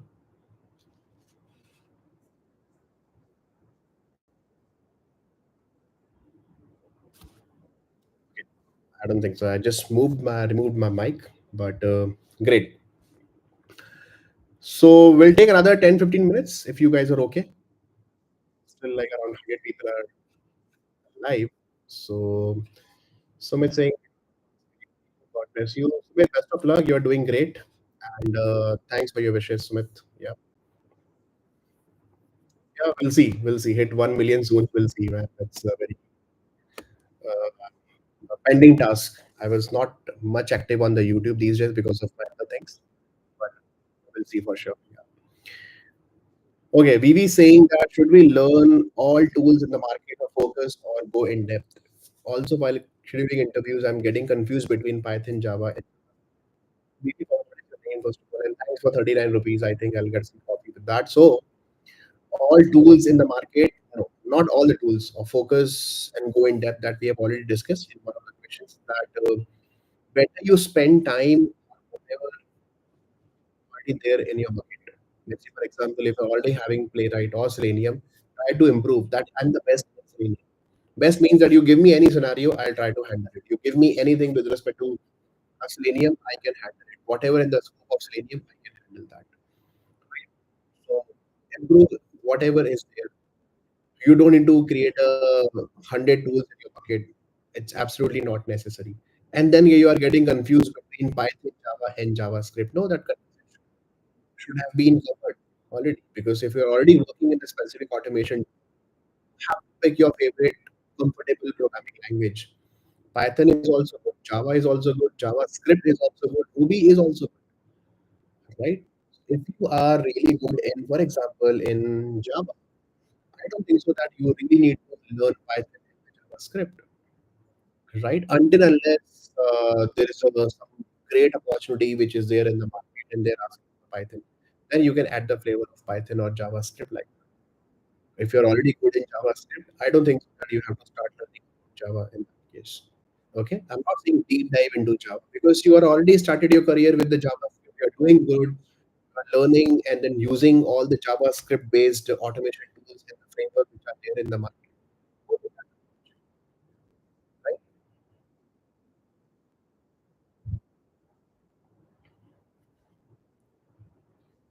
Okay. So other than that, I think we have taken these questions. Again, the list is gone.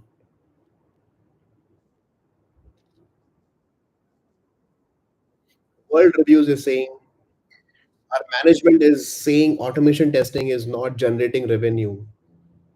So we can't give two digits. So developers are getting more hike than automation testers. So World Reviews, what is your name? See that it's a problem. Don't you think it's a problem with your team, with your automation? Why it is not generating the revenue? It means you are not doing the automation properly.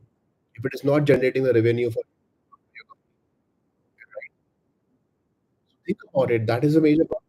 Next year you prove them, or next 6 months you prove them. Okay, now see the automation is solving the problem. Automation is solving the problem in terms of improving the quality. You are delivering the products as soon as possible. Earlier, you were taking around 7 days of time to release the production. Now you are taking only 2 days of time, 1 day of time, a few hours, and now you are saving a lot of manual hours and everything, right? So you can release faster as compared to others. So provide some data, provide that stats, and present that in front of management that this is what we are doing. This is what okay we are improving. This is what where exactly we are improving the manual parts. This will give you the confidence and the management that okay yes we cannot they cannot take your team or your testing team or automation team for granted, right? I mean, I sometimes I really I laugh on management at what exactly their mindset. Not generating the revenue, it's a combined decision. Developers also not generating the revenue in that case. They're also writing the code. If your application is not very well tested or not quality proven, then what is the role of developers? And right, it means you're losing the business, you're losing the revenue with the bad product, losing the customer actually. If you think about without testing team you are releasing in the market, and your application is having so many bugs. Don't you think that your customer will start using your competitors, your other applications? If Zomato is not doing good, people will start moving to Swiggy. If Amazon is not doing good, people will start using Flipkart.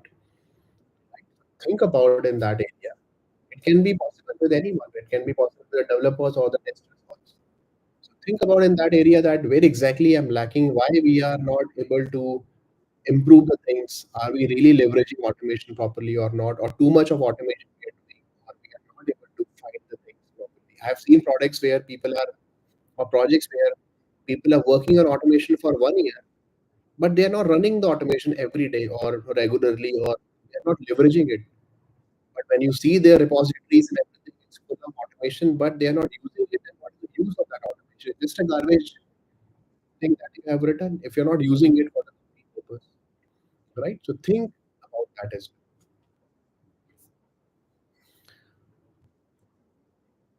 And the best of luck, bro. Kal interview hai, I'm watching videos. Go for it, and I'm sure you will crack this for sure.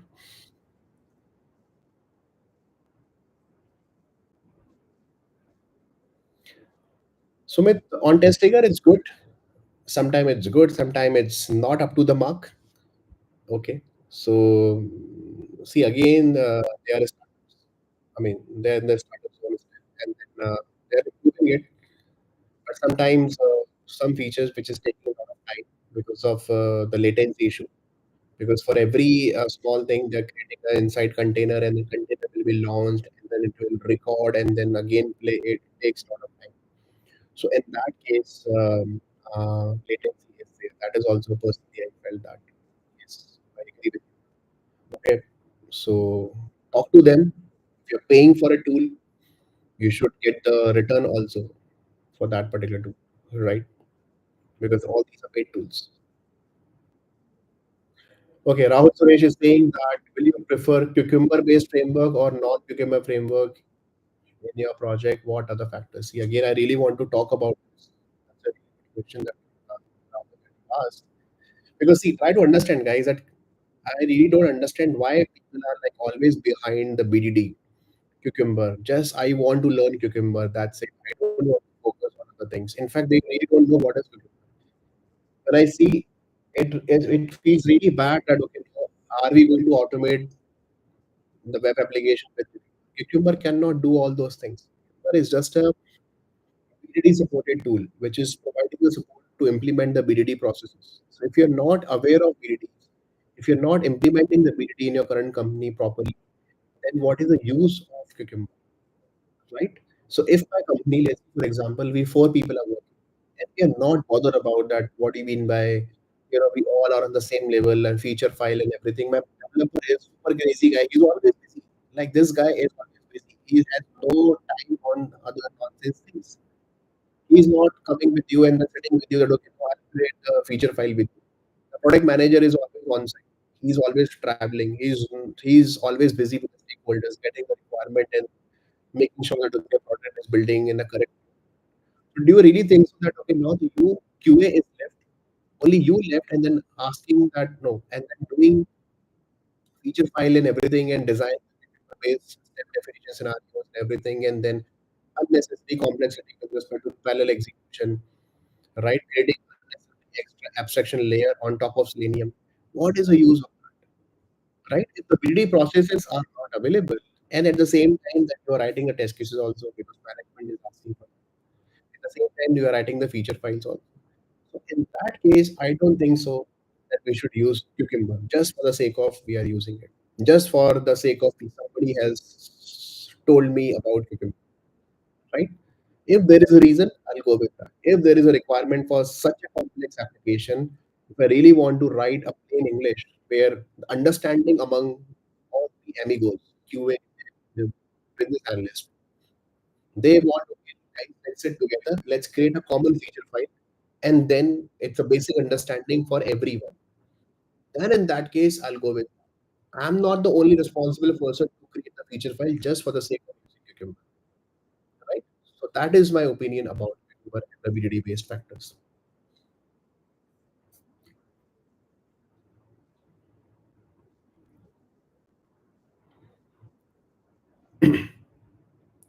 Okay. So, in fact, about the Cucumber, you go and check Cucumber blog as well. The official blog return and Cucumber founder actually returned a specific blog that clearly mentioned that if you are using Cucumber only for testing point of view, you are doing it. Cucumber is not only for test automation or testing purpose, right? VT is not only for testing purpose.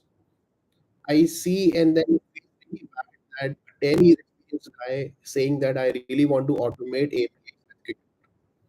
What is the like use of that?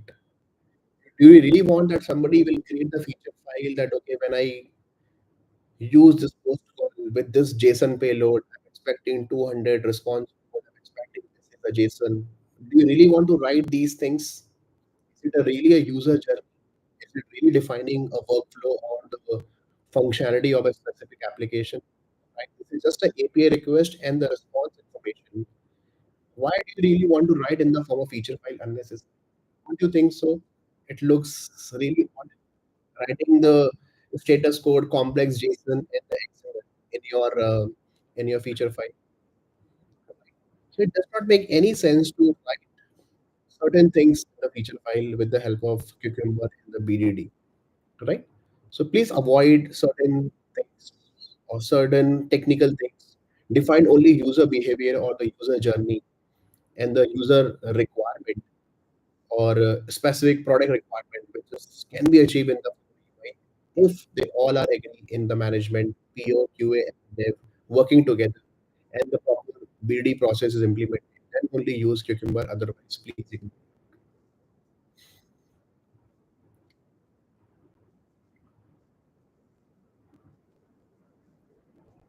Okay. Moving from DevOps test to DevOps, we have already covered that part. One second. Again, a couple of questions. Once again, after 10 years, 15 years, what is the path? That also we have taken, Chetan. Empower village life. Hello, Naveen. Learn API automation with PDC. Same thing. I've already given the answer without seeing your question. So please empower. Better you learn the right things. But don't unnecessarily try to fit everything with.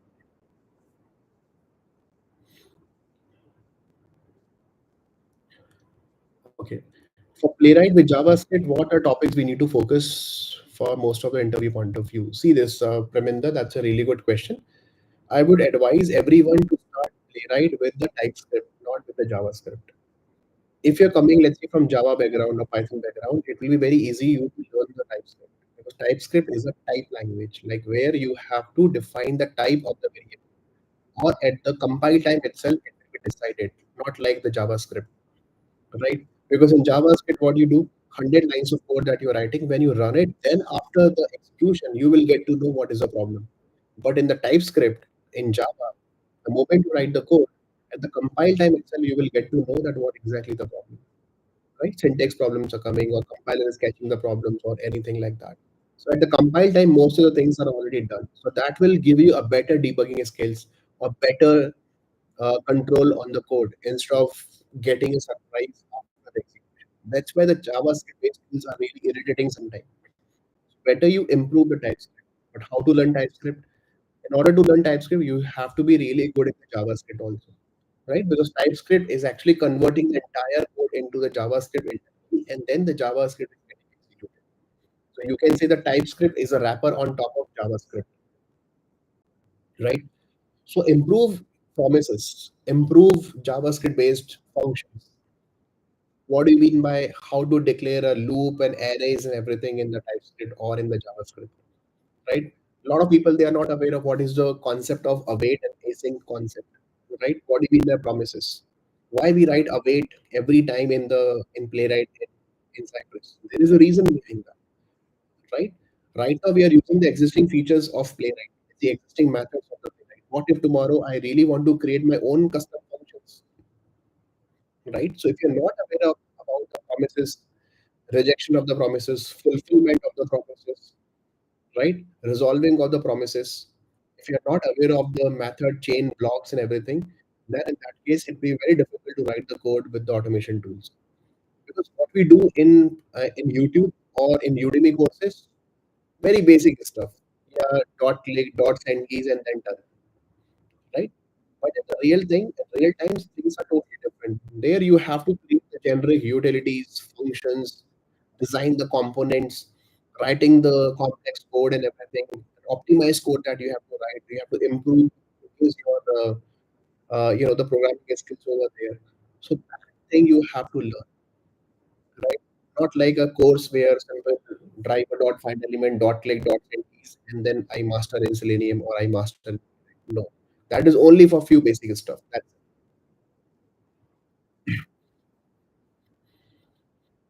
Dubai market for testing, Mohit, is not that great. I wouldn't not recommend personally, but you can check if you have any other. Naveen OP in the chat. Okay. Is it possible to automate Safari mobile devices using Selenium with Java in Windows? Safari browser or Safari mobile devices? What does it mean? Yes, of course we can do that. The browser we can test it. Okay, but you have to take help from API also in that case. Yes, Roshi, that we have already discussed about it. You have worked on both backend and front end functional part. Now it's good that you are adding some non-functional skills also for sure, like performance testing using JMeter, Gatling. Try to learn K6. They're doing really great. Some really good demands in the market. It's very easy to learn also. JMeter is no doubt is a great tool, and then try to add the flavor of some other like database testing or security testing. If you can add it, that would be good for you. Rahul Suresh is asking, should we also consider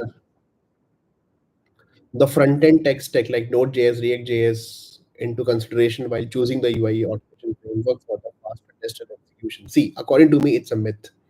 Necessarily you cannot perform Node.js or React.js.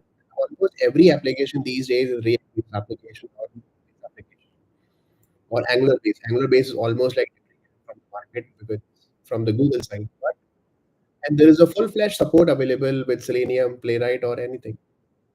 It's all about writing the right code with the proper weight, with the proper sync, and the proper location. These three things, if you are writing it properly in a proper sequence, any tool which will fit with that. But yes, let's see here and there, let's see Shadow DOM.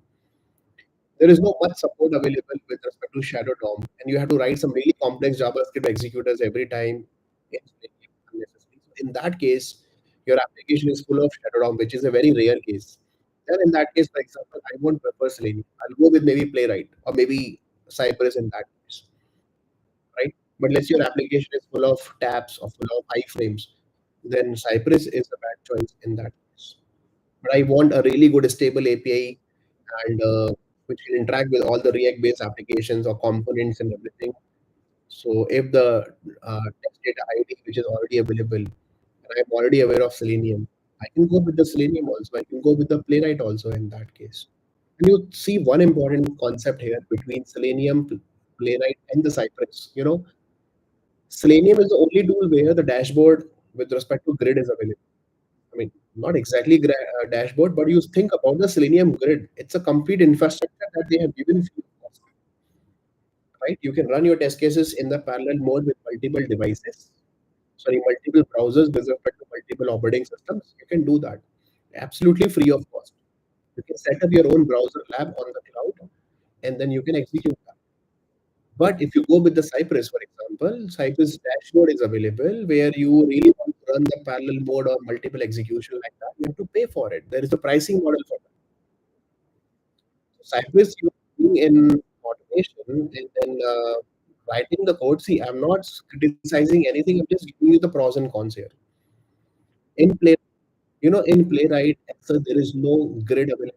Playwright is still using Selenium to run the test cases. They recently released in the last month only. I was reading a blog and I was reading the news actually. The Playwright through Microsoft, they released one dashboard to run the test cases, but it's a paid service. Now you can imagine what will happen after 1 year. What if after 1 year there is a paid license version that you have to go with the Playwright? Because you think about the who is behind Playwright, a company, right? A Microsoft, a big giant. Do you really think so that okay, 100 people and 100 engineers they are sitting and working on the Playwright and developing the Playwright, and they are not generating any revenue, right? So think about in that area. But the community support tools like RestAssured, Selenium, or other tools which are there in the market, they are community driven. Okay, there is no company owner for that. It's not that okay, it's backed by some specific company or like that, right? They all are working with the open source community, communitors, and then contributors. People are contributing. And tomorrow, if you and me, we want to contribute for Selenium code, we can contribute for that, right? So same thing with the Cypress. There is a company behind. What if tomorrow there is a paid service they start with respect to a specific feature or something like that? Just like Cypress did, just like Catalan did. In Catalan 7, what happened? Before Catalan 7 up to Catalan 6, everything was free. In Catalan 7 onwards, most of the features they made it pricing with a paid thing. Then in that case, you will lose your confidence, and then whatever you have done, your company is not ready to spend much amount of time on that specific tool, then it's gone. Okay, so I think one last question we will take it. I tried my best to take as much as possible because now the questions are getting repeated. Okay, I'll take two questions.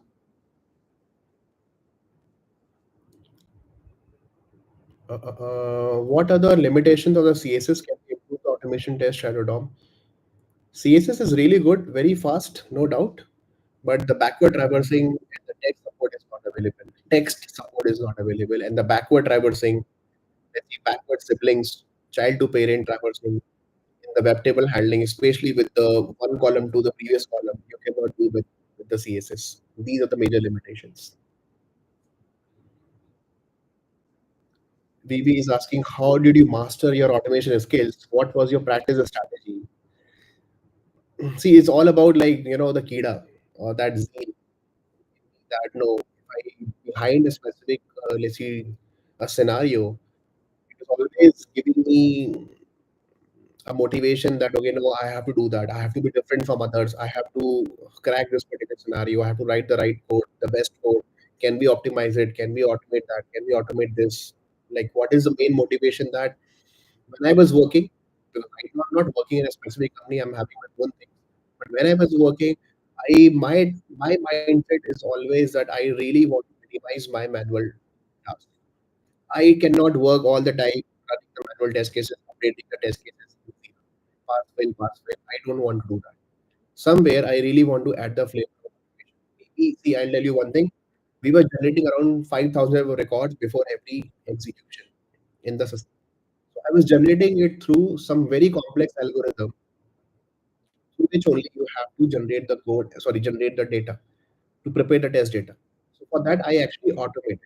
So earlier we used to around spend around 2 days of time or 1.5 days of time, to prepare the test data for every environment, for every release. But later on, within like half an hour, we were able to generate the data because through automation, it's only one time effort that I put, and then, right?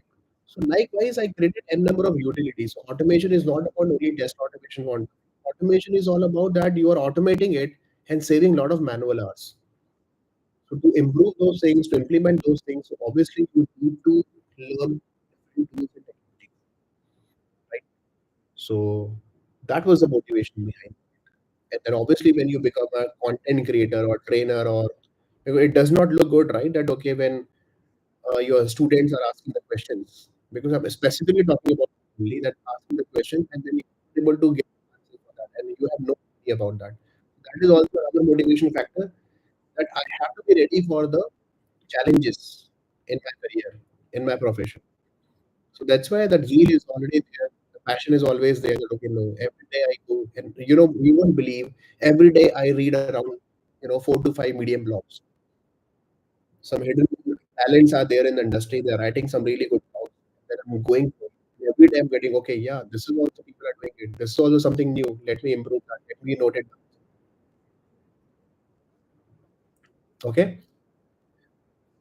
Okay. Any plan for Catalan automation? No, Swapna. I don't prefer that tool personally. So there is no plan for Catalan. It will never happen on my automation as such. Maybe in future.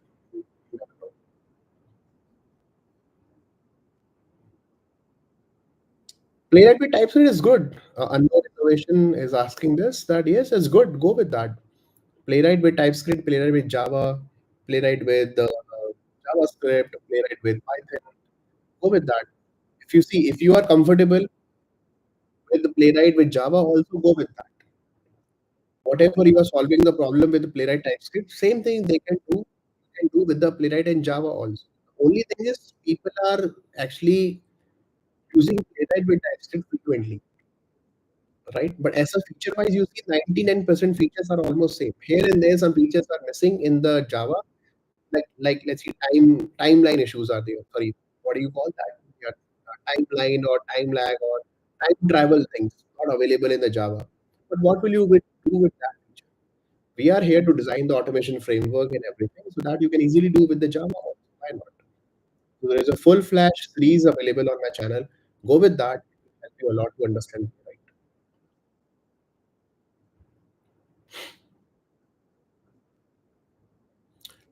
Okay, so yes, if I know Java with Selenium, can I go with the Playwright? Of course, you can go with that. If you know Selenium and Java, within next 7 days, I'm giving you guarantee. Within a 1 week of time, you can learn Playwright with Java also, for sure.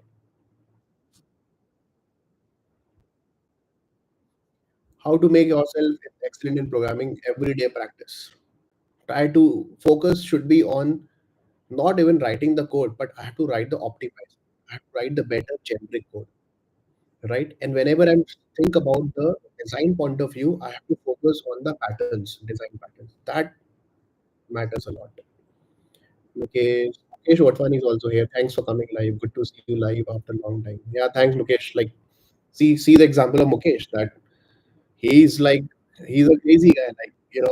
We all learn Selenium automation. We all have started, by watching his videos.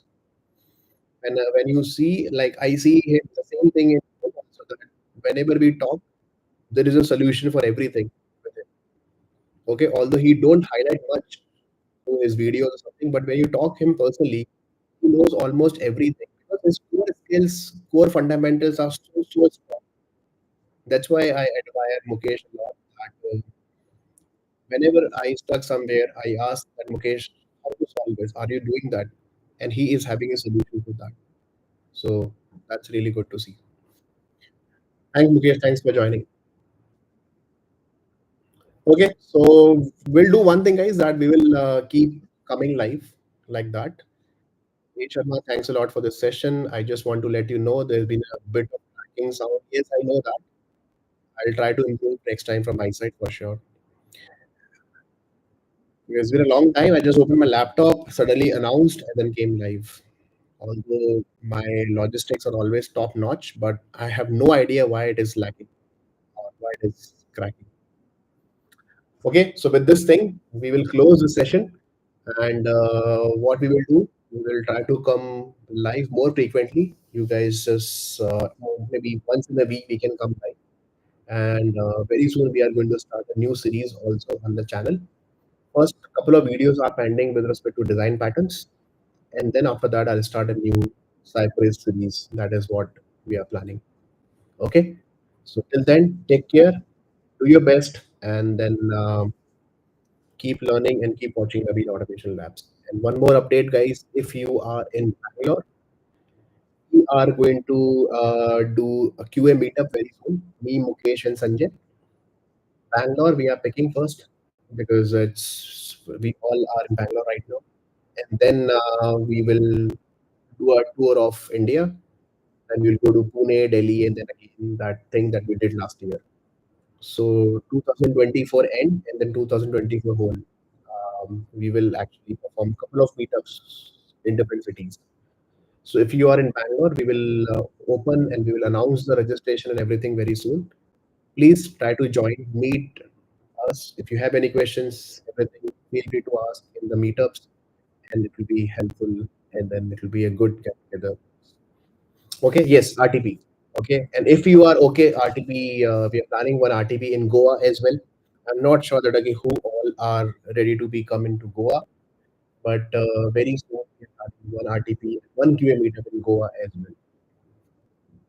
Okay, tickets आप लोग करा देना वहां पे आके हम लोग देख लेंगे. Okay, anyway, so with this thing, with this note, thank you so much, and then I'll see you in the next video live. Thank you so much, guys.